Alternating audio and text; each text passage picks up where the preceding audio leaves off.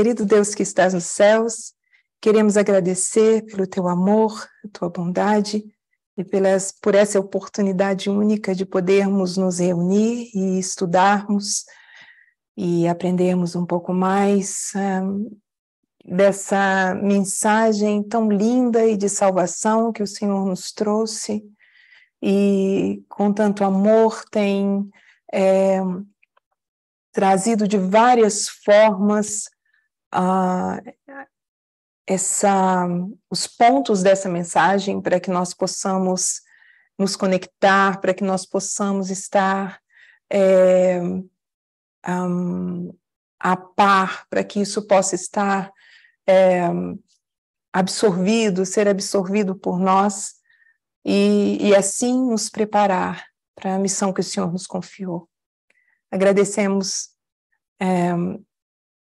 por esse dia, pedimos que o Senhor continue conosco, abençoe esse estudo. Em nome e por amor de Jesus te pedimos e agradecemos. Amém.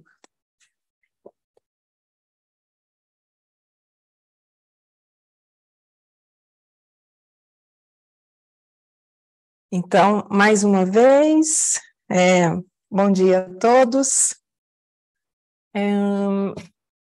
Hoje, o assunto que eu estou trazendo é sobre o Irã, e ele tem a ver com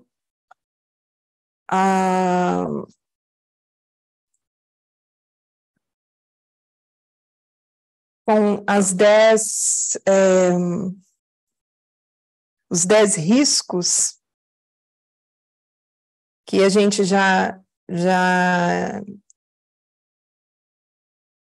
que nós já estamos vendo, e chegamos nesse ponto. Agora a gente vai falar do risco número 5,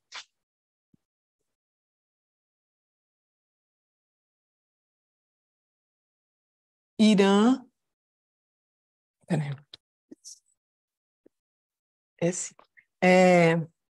Irã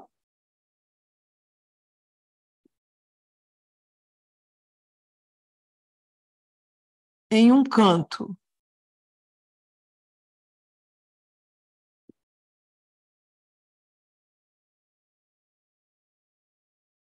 Esse é o título do estudo de hoje. Se alguém lembrar e puder abrir o microfone e falar para mim o título do artigo inteiro que traz esses 10 riscos, eu gostaria de ter aqui para a gente se lembrar desse título.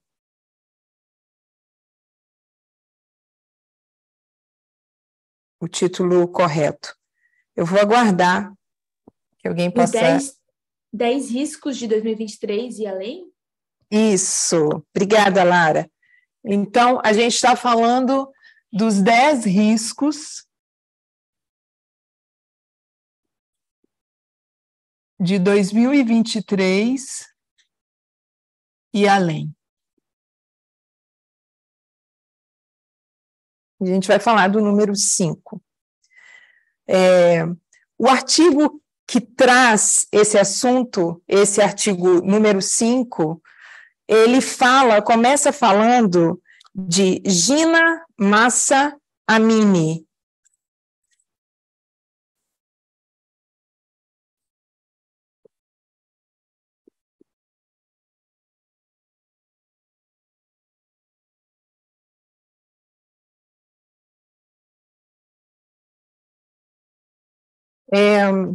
Alguém pode me dizer algo sobre esta jovem, Mahsa Amini?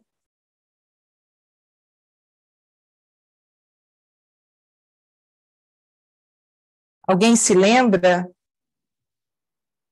Rose, eu acho que foi a menina que cortou o cabelo e logo depois todas as mulheres, ou a maioria, começou também a cortar o cabelo e a ser perseguidas por causa disso. É quase isso. A Mahsa Amini, ela estava com o jihad dela, o véu que as mulheres são obrigadas a usar no Irã, e estava aparecendo um pouco do cabelo. Então, ela foi capturada pelos policiais, foi abordada por esses policiais, e eles são chamados, e obrigada, Gabriela, porque esse ponto que você falou de cortar os cabelos vai ter uma importância grande dentro das manifestações contra o que aconteceu com a Mahsa. E o Gina é porque o nome real dela é Gina Amini, e como ela é curda, então é obrigatório colocar um nome aceito pelo Irã, né? E ela é, então, natural do Kurdistão iraniano. E o que é o Kurdistão? O Kurdistão é um grupo étnico do Meio Oriente.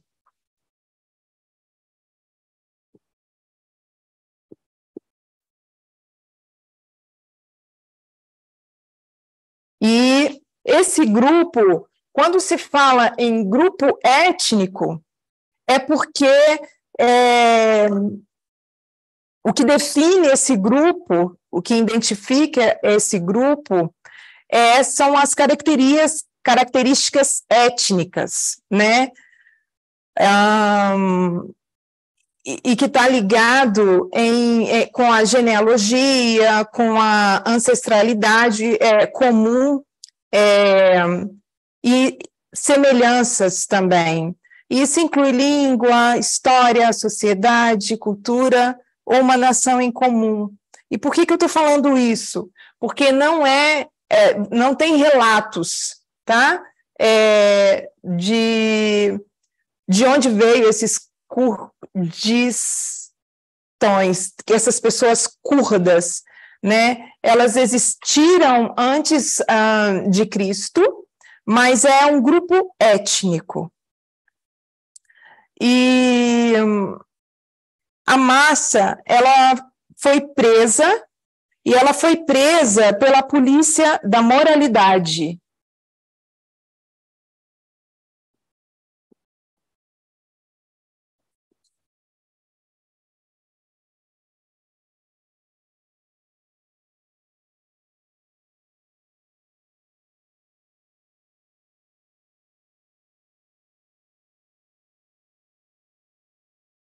Essa polícia da moralidade, ela foi criada pelo governo do Irã para que eles mantenham a ordem com relação à vestimenta das mulheres, comprimento do cabelo, os comportamentos dessas mulheres, etc., em público. O que não é diferente também em seus lares. E essa polícia, ela prendeu a Mahsa no dia 13 de setembro de 2022. Então, ela foi presa no dia 13 de setembro de 2022. E ela estava passeando com a família. Então, ela foi presa no Teherã, que era onde ela estava passeando com a família.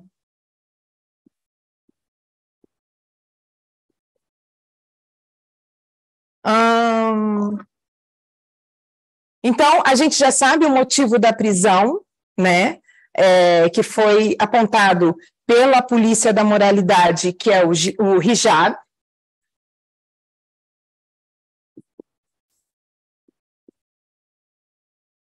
E é esse lenço que as mulheres são obrigadas a usar.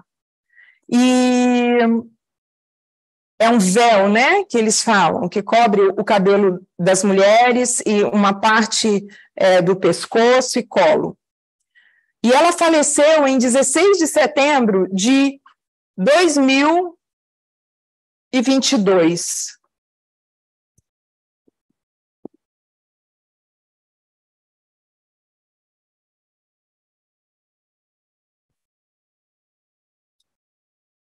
2 dias depois, então, a Masha falece, entra em coma e vem a óbito. E ela tinha 22 anos de idade, né? E ela falece praticamente 3 dias após ser levada pela polícia, e a polícia, quando leva a Massa, ela alega que o que vai acontecer com ela ela tem uma aula informativa de 1 hora, e depois ela vai ser liberada. E de que era essa aula? Essa aula era uma aula sobre como as mulheres devem se vestir e se comportar, né? Só que ela não foi liberada.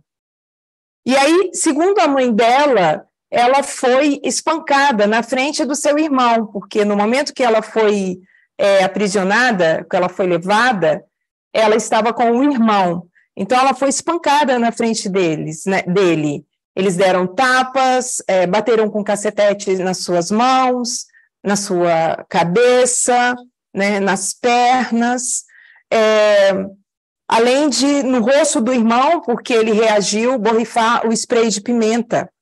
E só que quando ela entra no carro para ir para ser levada para essa suposta aula, ela é espancada, muito espancada na cabeça. As agressões continuam ali, até que ela fica inconsciente. E aí, o que segue a tudo isso foi o quê? Manifestações enormes e inéditas, né? Então, a gente vai ter as manifestações.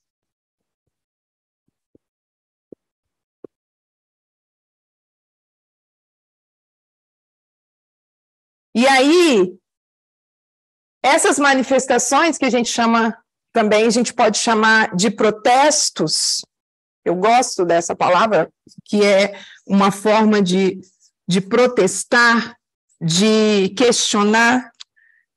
Então, essas manifestações, elas se espalharam por todo o país, por todo o Irã, criando a mais séria ameaça popular desde a Revolução que levou a República Islâmica ao poder em 1979. Eu estou pegando pontos desse artigo e eu vou trazer também pontos que estão fora do artigo, e eu vou dizer que artigo que eu vou estar trazendo, tá? Para complementar. E a gente sabe que o que aconteceu em 1999, é bom a gente relembrar. A Anciã Tese diz que é fundamental que a gente não só relembre, mas também entenda a Revolução Iraniana, embora seja muito complexa, não é muito fácil de se entender, tem a sua complexidade, a gente precisa estar a par. E a gente sabe que na Revolução de 1979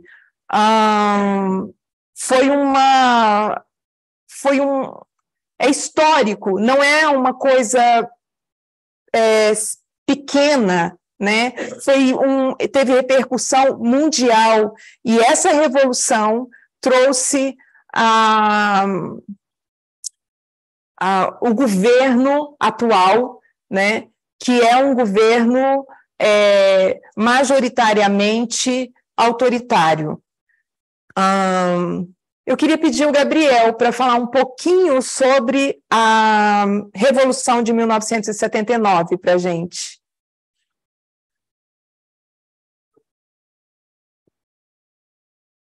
Como começou?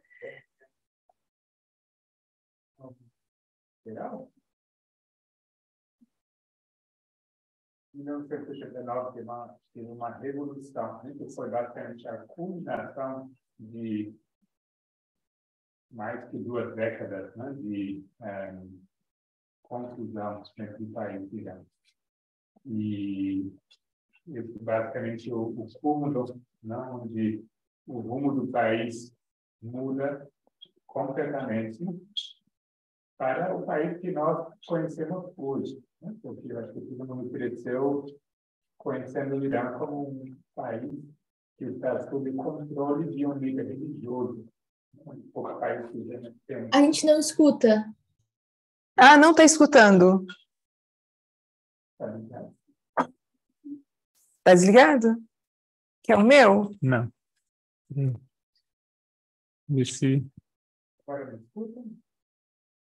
Agora me escutam? Estão escutando agora, Lara? Oi, Agora oi. Sim. Tá. Desculpe, vou repetir. O que eu estava dizendo é que essa Revolução de 1979 é a culminação de mais que 2 décadas de confusão dentro do país Irã, e é aí onde se muda completamente o rumo do país e se tornou o país que nós conhecemos hoje, né, que está sob a liderança de um líder religioso. Né? Irã tem um presidente, porém a última instância, né, de autoridade é um ayatollah, que é uma referência religiosa, um título religioso. E na época de 79, o Irã estava sob o governo de um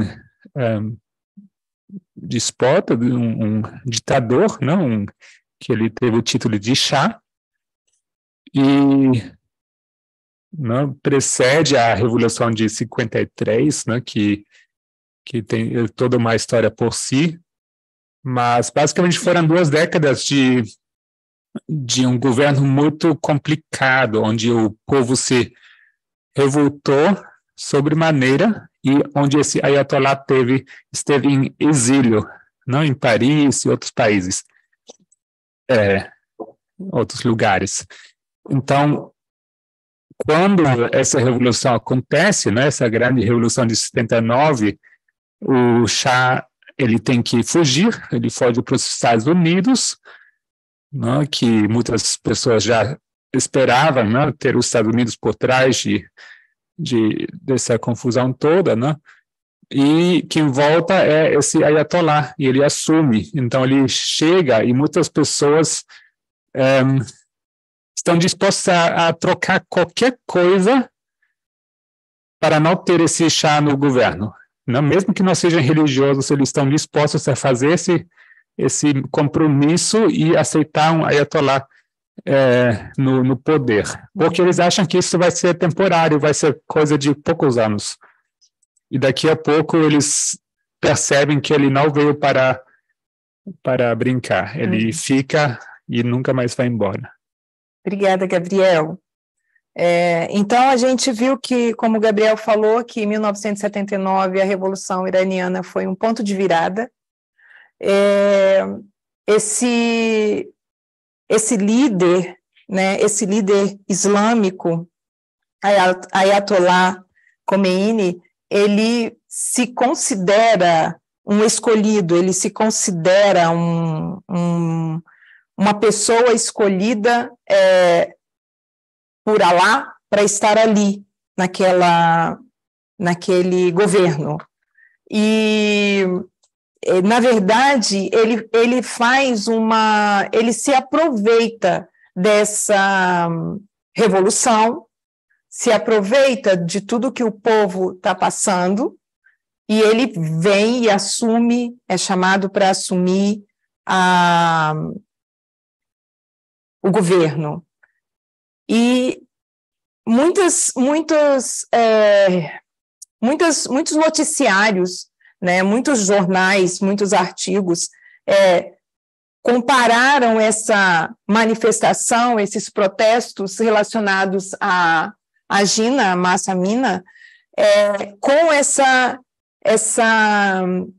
revolução. Embora ele tenha sido numa proporção bem menor, a gente vê que sacudiu o Irã, né? E essas manifestações, elas eram explicitamente contra o governo. Os manifestantes agora estão contra o próprio clero desse governo, né? esse regime clerical. E como que as autoridades do Irã responderam a esses protestos? Alguém pode me dizer?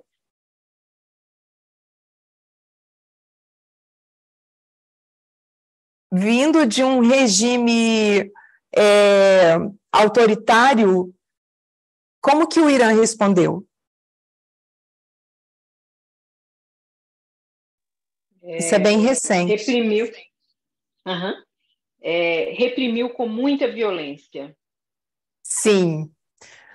Muito obrigada, Rê. O Irã respondeu com repressão, né? Com muita violência. Eles mataram até, o que se sabe aqui, nesse momento que o artigo foi trazido para a gente, 2022, cerca de 500 pessoas, né? E isso a gente está vendo segundo os grupos de direitos humanos, né?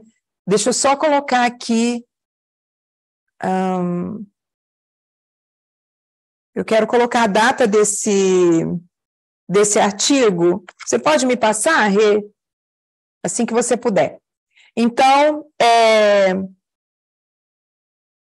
assim que o Irã responde a esses protestos, né? Então, ele não cede a todas essas reivindicações, né? Que são reivindicações por reformas significativas, importantes, né? A gente viu que esses protestos, eles eram majoritariamente liderados por mulheres, por jovens mulheres também, e a gente sabe que tinha participação masculina num grau menor, pequeno, e isso já é uma coisa contrária a manifestações anteriores. O que é contrário? É que dessa vez, essa manifestação, ela tomou uma importância grande, porque agora eram pessoas diversas, de diversos países, diversas etnias, diversas regiões, né, que estavam lutando por essas mulheres. E aí a gente entra no que trouxe a Gabriela lá no início, que essas mulheres começaram, o que elas faziam nessas manifestações? Elas tiravam seus lenços, queimavam seus véus, né? Ficavam sem os véus no centro das cidades, e outras cortavam seus cabelos também em público, né? E o que a gente vê aí, segundo uma jornalista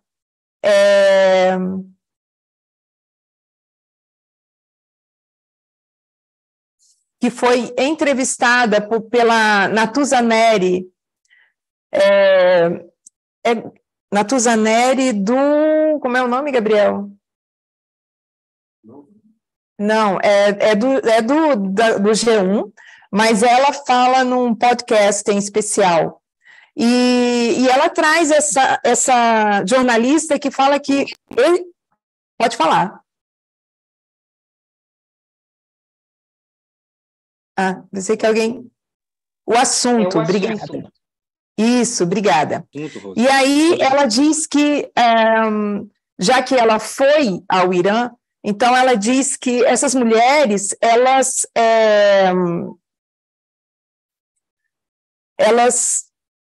encontraram uma forma, um caminho para desafiar esse regime ditatorial, né? Ela disse que ela via mulheres serem presas todos os dias, a todo momento. São mulheres de muita coragem, né?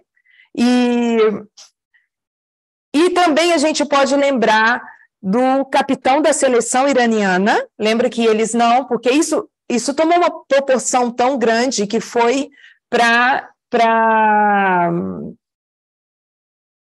a Copa, né? Que era no Catar. E ele diz nas suas declarações: as condições em nosso país não são boas e o nosso povo não está feliz.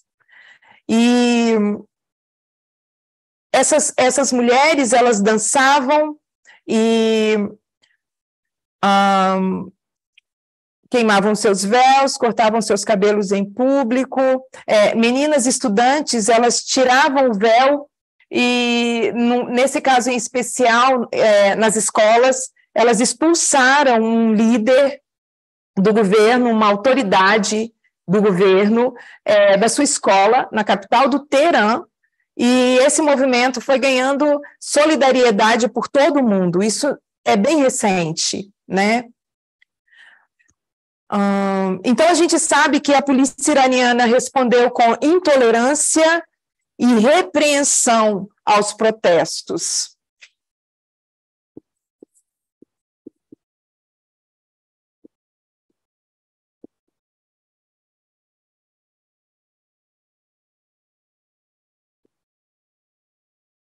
Causando muitas mortes. Mais de 1.200 jornalistas, 1.100 foram presos, muitas pessoas indo presas, sendo presas, mas também muitas mortes com indícios de muita crueldade. Pode falar, Lara. Obrigada.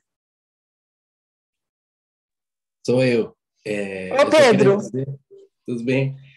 Aí, quando você tocou o ponto do Catar, né, que o Irã estava lá também, foi falado, né, sobre a possibilidade, porque todo mundo está vendo, né, os jogos dos jogadores fazendo algum tipo de protesto, e acho que em algum ponto, né, os jornalistas falaram que os jogadores foram ameaçados pelo governo, que se fizessem alguma coisa, seja, enfim, no jogo, quando estão cantando os hinos, onde for, as famílias deles estavam ameaçadas. Ou seja, é um regime assassino, e acreditar que essas mulheres saíam para a rua desse país, daquele país, eu digo, é muita coragem, porque você não tem garantia nenhuma. Você está nas mãos das fúrias, né, humanas, assim, do pior do pior. Verdade, Pedro, muito obrigada.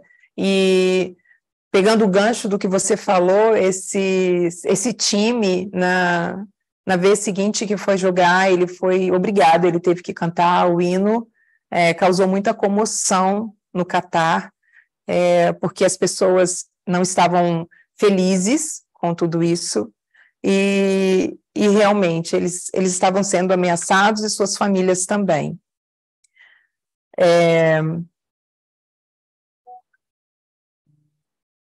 A Rê mandou aqui para mim, obrigada, Rê, 3 de janeiro, eu quero colocar a data desse artigo, é 3 de janeiro de 2023, publicado pela Eurásia. Aqui. 3 de janeiro de 2023. Eurásia.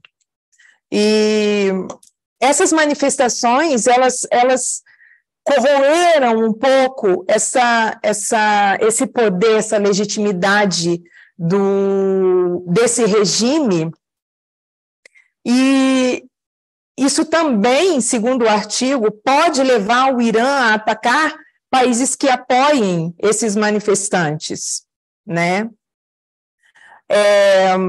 Alguém sabe qual é o nome do presidente do Irã?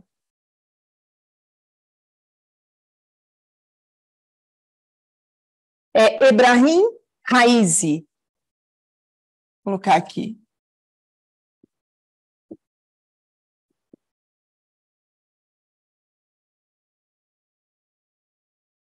Ele é o presidente do Irã, e a gente tem também o líder supremo do Irã, que é uma outra pessoa.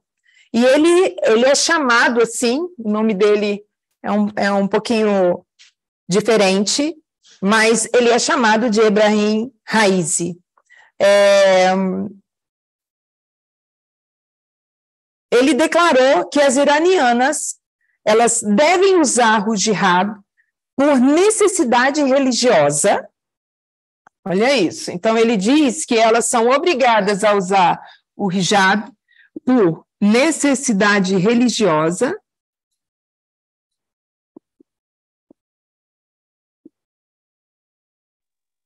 por questão legal,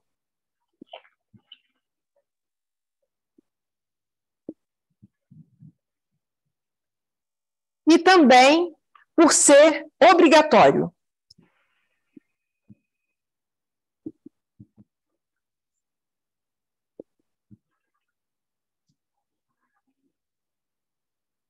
E eu não sei se vocês viram nas redes sociais que há 5 meses, 5 jovens dançaram uma música, essa música é do cantor Rema, e elas foram presas. Alguém viu essa notícia? Era uma manifestação também contra esse regime autoritário que tira a liberdade da mulher em todos os sentidos, e elas foram presas por 2 dias. Elas estavam com blusas curtas e dançaram a música com a coreografia que elas talvez criaram também, e elas ficaram presas por 2 dias, foram libertadas e foram obrigadas a fazer um pedido de desculpa no Twitter, não sei se em outras redes sociais. E o que diz o líder supremo, Ali Khamenei? Esse é o líder supremo?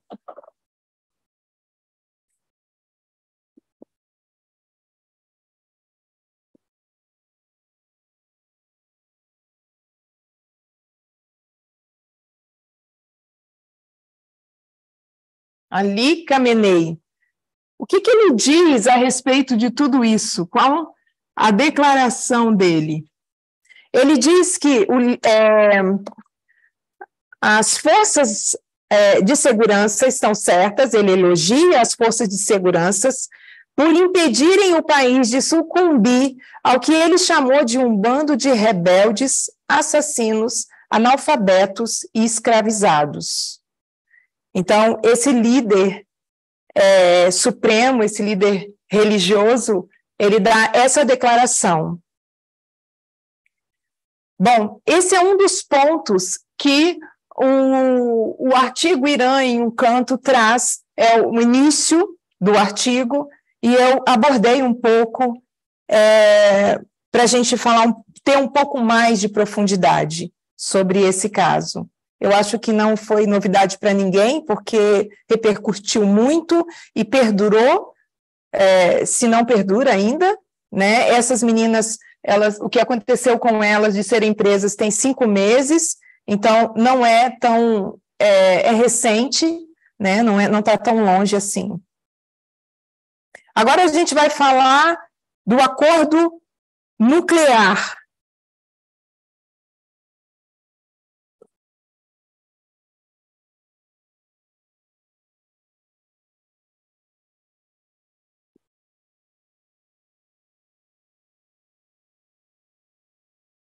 Acordo nuclear. O acordo nuclear do Irã, alguém sabe a respeito alguma coisa?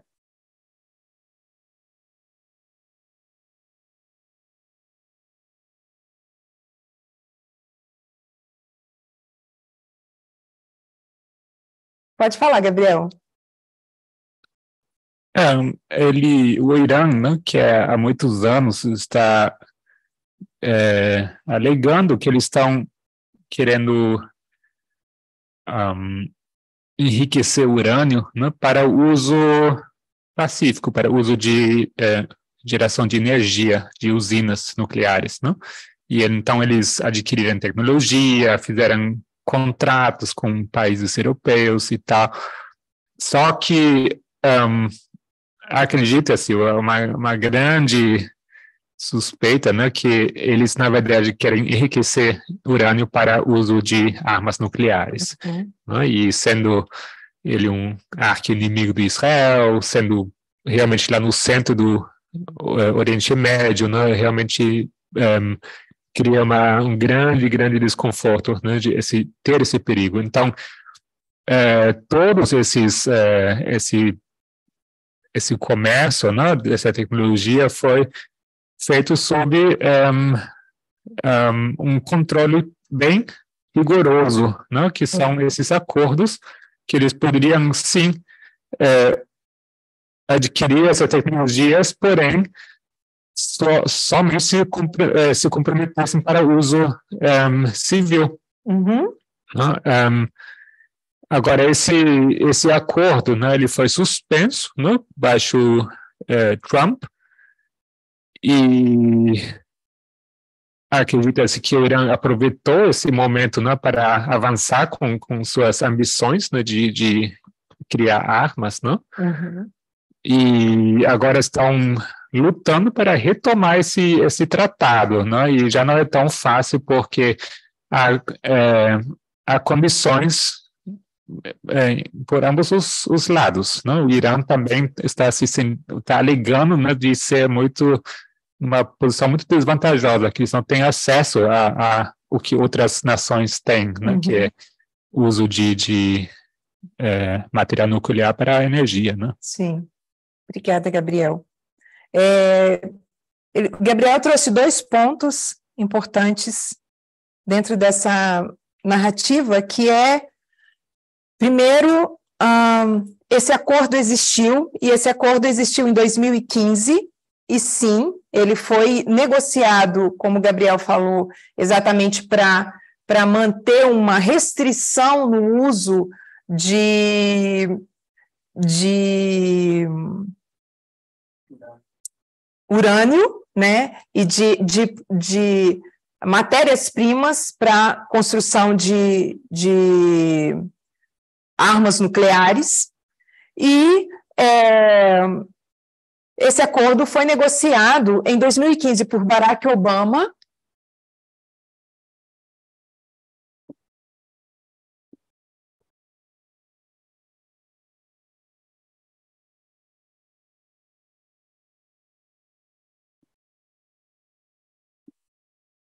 Barack Obama, e era para isso mesmo, para limitar o uso de matéria-prima para fabricação de não chegar a uma fabricação de armas nucleares, então uma limitação, uma restrição, né, a esse desenvolvimento nuclear no Irã.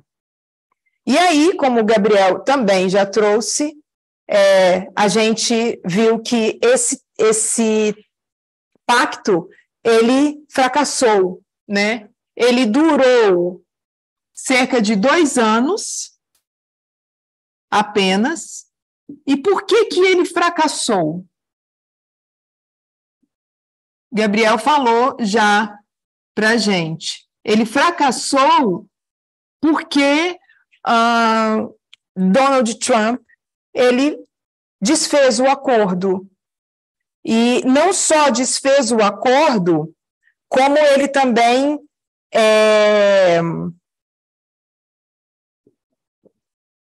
impôs sanções muito fortes ao Irã, né? E ele foi, obrigada, Gabriel, ele foi influenciado pelo primeiro-ministro de Israel,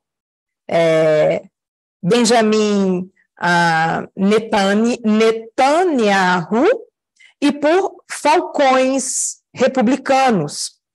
Então, o presidente Donald Trump abandona esse acordo. Eu vou mostrar para vocês aqui, compartilhar com vocês.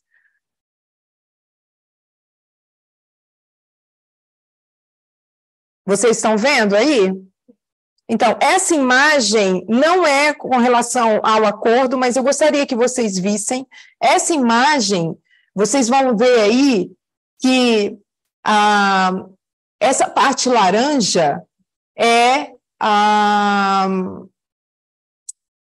os protestos que estão em todo o Irã. Então, tem a parte laranja e tem a parte verde. A parte laranja é de 5 de dezembro de 2022 e a verde, 7 de dezembro de 2021. 2010. E aí a verde a gente vê que é de 2009 a 2010, é só para a gente ter uma noção, trazendo à mente lá no início, sobre as manifestações e como elas são importantes, como elas abrangem todo.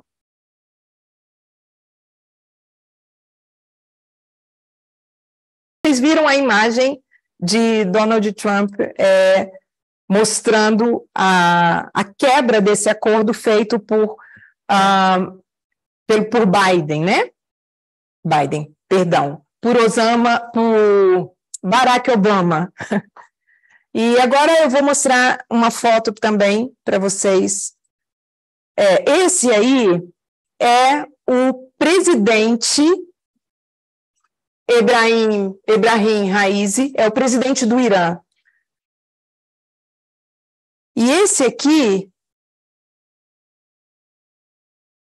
essa é uma manifestação, na verdade, é interessante, isso aqui é o povo em manifestação no Irã por causa do acordo feito em 2015 por Barack Obama. Então, eles estão comemorando esse acordo. Essa é uma foto da Gina Mahsa Amini, né? Ela é essa que está no cartaz, e essas mulheres estão protestando. E essa é a Massa de novo. Obrigada.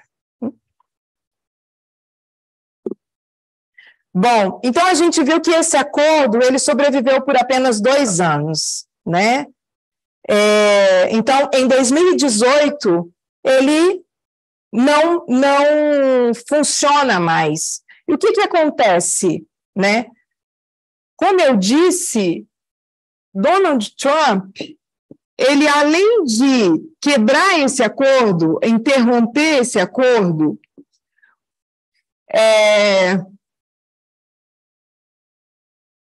ele impõe sanções ao Irã, e são mais de 1.000 sanções. Então, ele quebra o acordo, interrompe esse acordo,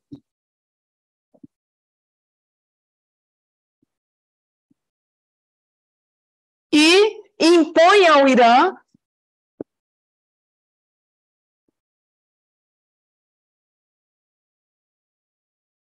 mais de 1.000 sanções.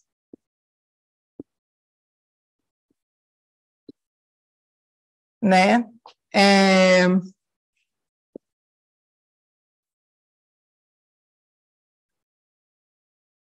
E aí,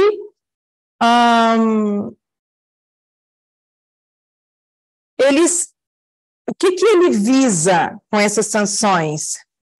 O líder supremo, ministro das Relações Exteriores, juízes generais, cientistas, bancos, instalações petrolíferas, uma companhia aérea de instituições de caridade e seus aliados, né, como o presidente da Venezuela, por fazerem negócios com o Teherã, né? E Trump também designou a Guarda Revolucionária Islâmica. O que ele declara sobre essa guarda? Ele diz que ela é um ramo militar mais poderoso do país como um grupo terrorista. E essa é a primeira declaração feita nesse nível com relação a uma nação. E nem mesmo eles fizeram isso com relação à guarda nazista. Você lembra o nome em alemão? Eu tenho aqui, mas não é Wehrmacht. O Gabriel falou que é um nome geral era uma polícia nazista, e nem ela, que matou tantas pessoas, que exterminou tantas pessoas, teve um anúncio nesse sentido, teve uma acusação dessas, como o Donald Trump fez, que é chamar essa guarda de grupo terrorista, né? E esse termo alemão que eu falei significa uma força de defesa, né, da época do nazismo, né? Esse foi o nome dado às Forças Armadas na Alemanha nazista de 1935 até 1945. Com o acordo com o Irã, quando ainda estava funcionando esse acordo, o Irã sofria incursões, então ele sofria investida militar em área de segurança, em área do Irã, né? E a incursão significa investir militarmente, como é que eu vou dizer, vigiar, né? Invadir forças militares de outros países, né? Tem que ter essa vigilância.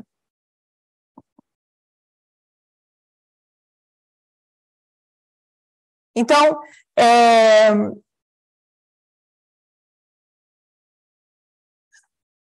com o fim dessa negociação, com o fim desse acordo nuclear, então o clima e essas declarações de Donald Trump, esse clima no Teherã, ele mudou decisivamente, né? E aí é contra o compromisso de 2015, né? E o Teherã, ele entende, o Irã, que ele não vai ter benefícios suficientes, né? E realmente não, porque ele ganha mais de 1.000 sanções contra o Irã. Então, desde que Biden assumiu o cargo, esse programa nuclear ele se tornou mais avançado e menos monitorado.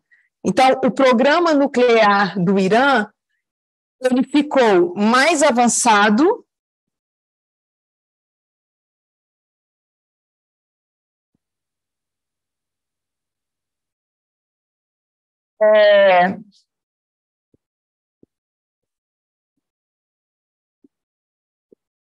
ele se tornou mais avançado e menos monitorado. Mais avançado e menos monitorado.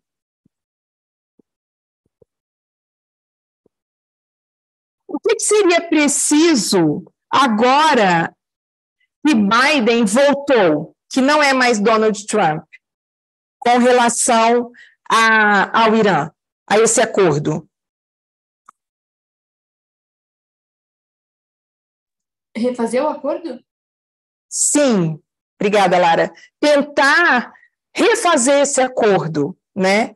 Mas com esse avanço, menos monitoramento e, como disse o Gabriel, a quebra proporcionou ao Irã algum pensamento de vantagem com relação à construção de armas nucleares.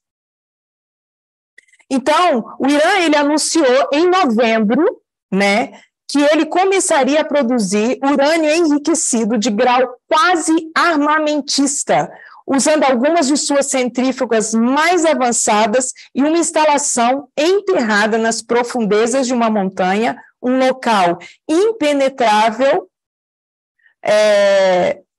cheio de munições, né, com todas as grandes munições, e o Irã hoje ele pode produzir material físsil suficiente para uma arma nuclear em questão de semanas. O mais próximo que já esteve. Isso representa ameaças tanto para a região quanto para o Ocidente. E eu gostaria de lembrar, de falar com vocês que o Irã ele não tinha a menor capacidade de ser um produtor de armas nucleares. Ele não tinha conhecimento, ele não tinha pessoal para isso, mão de obra para isso, ele não tinha nada que pudesse ajudá-lo a começar a construir armas nucleares. E foi cedido para ele profissionais de outros países que dominavam, engenheiros, que dominavam esse trabalho para produzir. E ele, claro, evoluiu, expandiu, né? Ou seja, o Irã ele recebeu a oportunidade de conhecer o desenvolvimento para chegar a uma arma nuclear. E eu estava vendo na CNN que o urânio enriquecido que o Irã está usando, que está sendo produzido pelo Irã, ele está sendo produzido a mais de 83%. Para chegar a uma arma nuclear, ele tem que chegar a 100%. Então, a gente vê que é muito próximo. Então, o Irã, a gente já vê que ele está ultrapassando, que ele já não tem mais nada a ver com o acordo, né? Então, esse 100% ele é necessário para a produção de bombas nucleares, né? E isso foi encontrado em janeiro deste ano de 2023, e os níveis, portanto, não batem com o que o Irã declara. Ou seja, além de tudo, o Irã declara usar menos, né? E aí eu trago uma declaração de Barack Obama que diz que isso poderia encorajar um regime já perigoso a ameaçar nossos amigos com a destruição, representar perigo inaceitável para a segurança da própria América e desencadear uma corrida armamentista na região mais perigosa do mundo. Se as restrições sobre o programa nuclear do Irã, sobre o JCPOA, forem perdidas, esse JCPOA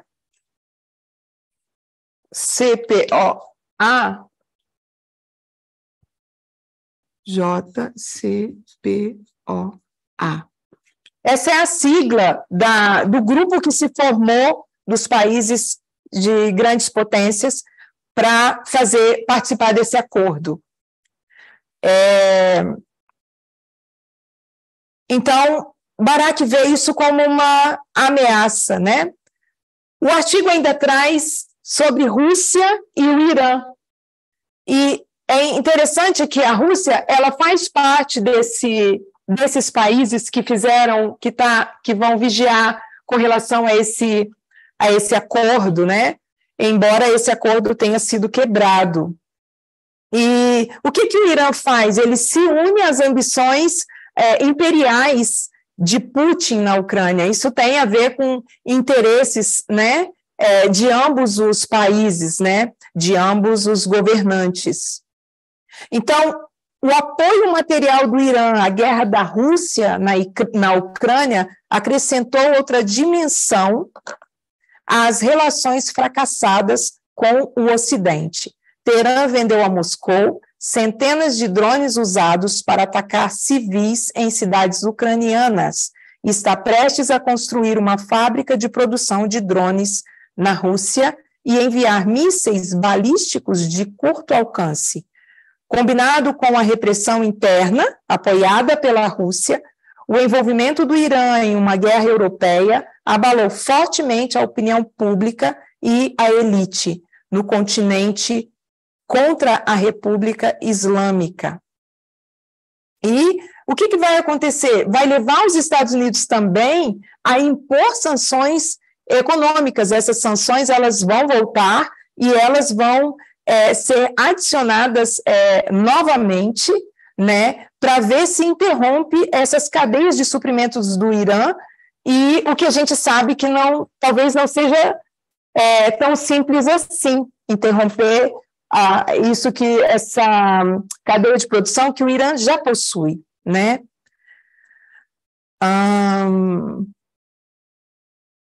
E aí vai ter a cooperação da Europa também, que vai intensificar provavelmente suas próprias medidas por preocupações com os direitos humanos. E a cooperação militar de Teherã em Moscou é uma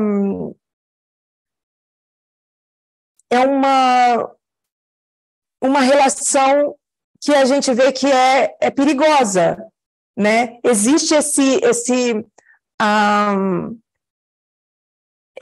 essa aliança entre esses dois países, né? Entre esses líderes. E tem 3 fatores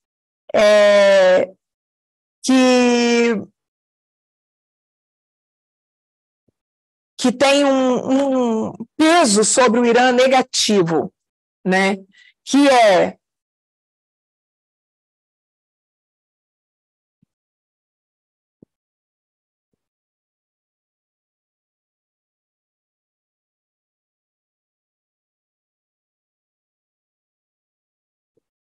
esses fatores que pesam assim sobre o Irã são, o primeiro deles é a repressão doméstica.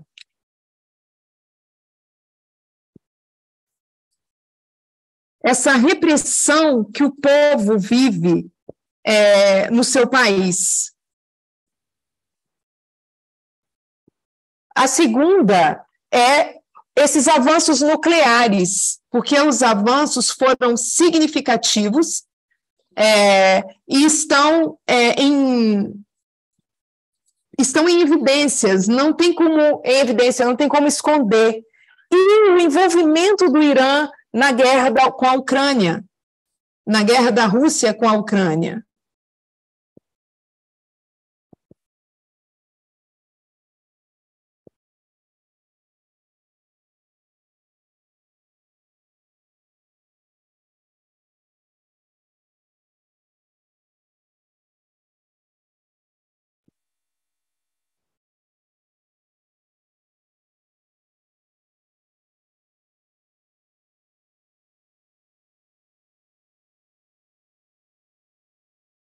Então, esses são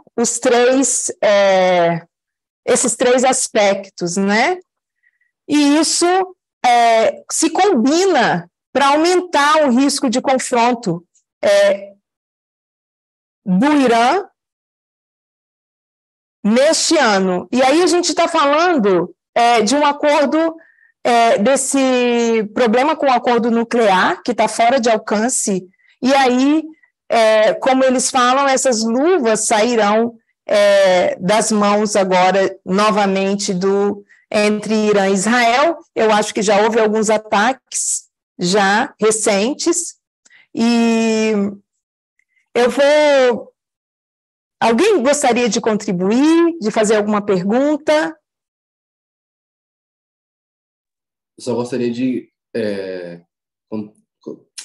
lembrar também que o próprio Israel, né, que se defende muito, sempre ataca os inimigos que estão por perto, se estão desenvolvendo isso. Mas agora é mais perigoso ainda porque o Israel está prestes a perder sua democracia também. Que é um outro ponto a ser falado, né? E, enfim, só isso. O futuro... Olha o que só 4 anos de liderança republicana trumpista fez, né, no mundo, só olhando para o Irã. Porque agora só olhamos para o Irã. Mas é muita coisa. E pensar que a gente pode estar, talvez, na última liderança democrata, né? Antes do fim, é muito... Acho que é solene, acho que a gente precisa pensar mais sobre essas coisas. Pedro, obrigada. Isso tem um impacto muito grande, importante, significativo, por isso a gente tem que saber mais. Eu tenho muito mais para falar, para trazer depois, e vai ter relação com a democracia, com o risco, né? Israel também é um produtor de armas nucleares. Israel, na verdade, ele possui arma nuclear, mas eu vou, se ninguém tiver mais nenhum comentário, eu vou terminar por aqui e a gente pode se ajoelhar para orar. Alguém tem mais algum comentário? Ou alguma pergunta?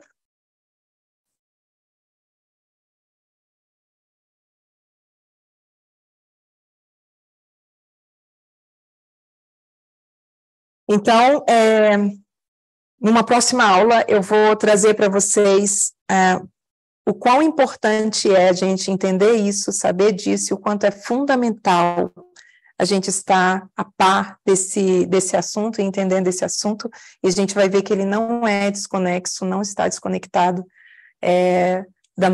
da história, da mensagem que a gente vive. Vamos ajoelhar para orar? Querido Deus que estás nos céus, queremos agradecer por esse estudo, agradecer por todas essas informações tão relevantes, onde a gente vê o autoritarismo e a imposição religiosa e a imposição de comportamentos, de moral religiosa, e o quanto isso impacta e muda uma nação. Queremos pedir que o Senhor mantenha isso, nos ajude a manter isso em nossas mentes, que nós possamos buscar ler a respeito, ver a respeito, porque essa é uma história que tem importância geopolítica, e nós sabemos que já com todos os estudos, que não são muitos, mas que a gente já teve sobre o Irã, já vimos várias vertentes do que do que foi essa revolução nesse país, e todos esses acontecimentos, e tudo que isso impacta hoje, como a gente viu. Nós pedimos que o Senhor continue conosco, que o Senhor abençoe o próximo estudo, e agradecemos mais uma vez pela oportunidade de estar reunidos assim com as tuas bênçãos. Te pedimos e agradecemos, em nome e por amor de Jesus. Amém.